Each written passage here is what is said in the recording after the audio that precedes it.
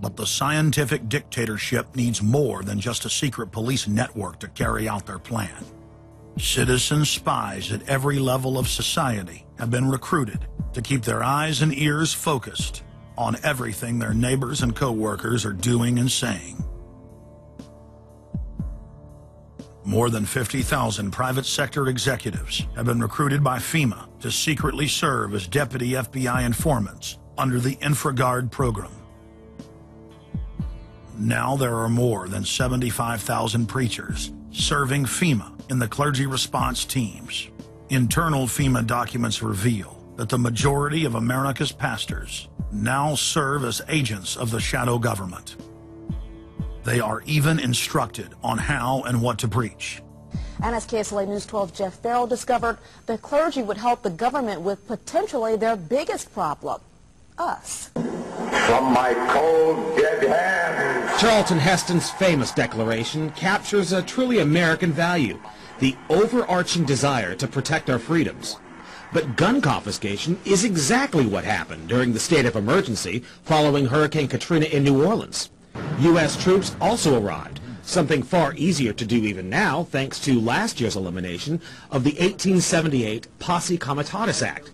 That forbid U.S. troops from policing on American soil.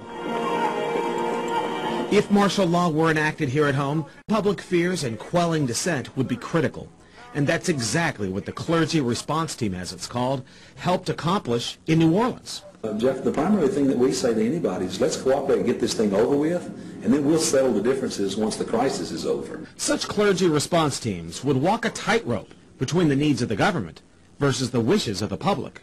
In a lot of cases, these clergy would already be known in the neighborhoods in which they're helping to defuse that situation. For the clergy, one of the biggest tools that they will have in helping calm the public down or obey the law is the Bible itself, specifically Romans 13.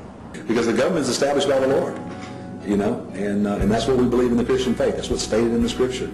They prepare their flocks like sheep to the slaughter for gun confiscation, forced inoculation, and they tell them that it is a blessing to have their families broken up and put into FEMA camps.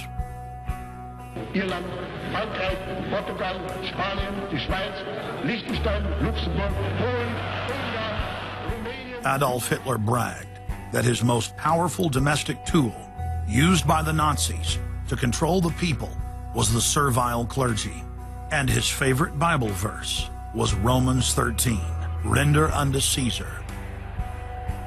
Either you are with us or you are with the terrorists.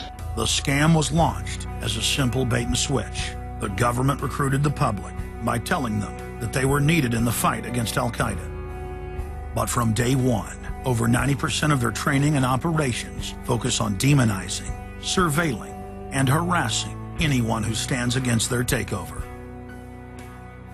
The Department of Homeland Security calling on firefighters to take on a new role in the war on terror. The idea to be the eyes for the U.S. government when they're inside a home. Now, unlike police officers, firefighters don't need a warrant to go into private houses. And critics say that's where things get sticky. Cable company repairmen, truck drivers, maid services, and hundreds of other professions that go inside homes and businesses without warrants are now on the government's payroll as citizen snitch spies. But Big Brother doesn't stop there. Children are being indoctrinated inside the public schools nationwide to spy on their parents. You can give information without having to give your name. You guys can get paid for good tips up to $200. The New York Times praised public school programs in the United States and England that are training children to report their parents for eco-crimes, like taking a hot bath or letting the water run while you brush your teeth. All of that violates their carbon footprint credit allotment.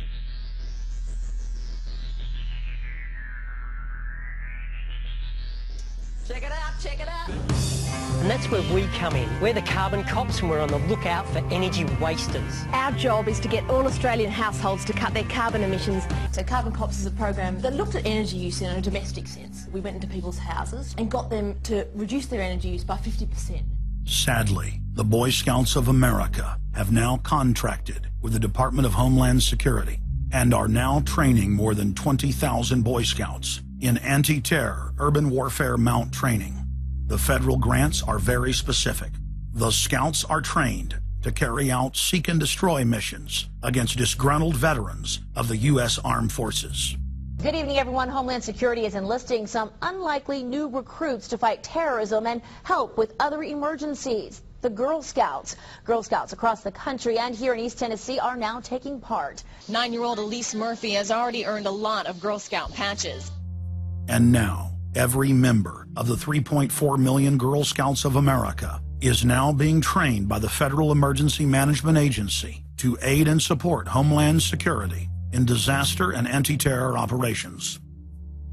One of the things that if you talk to our generals, they are desperate for is a civilian counterpart to our military forces. Everybody somewhere between the ages of 18 and 25 will serve 3 months of basic training and understanding in a kind of civil defense. So is this compulsory then? Well, you have to, in the sense, it's required of everybody, 18 to 25, 3 months, and at some point at that point you do.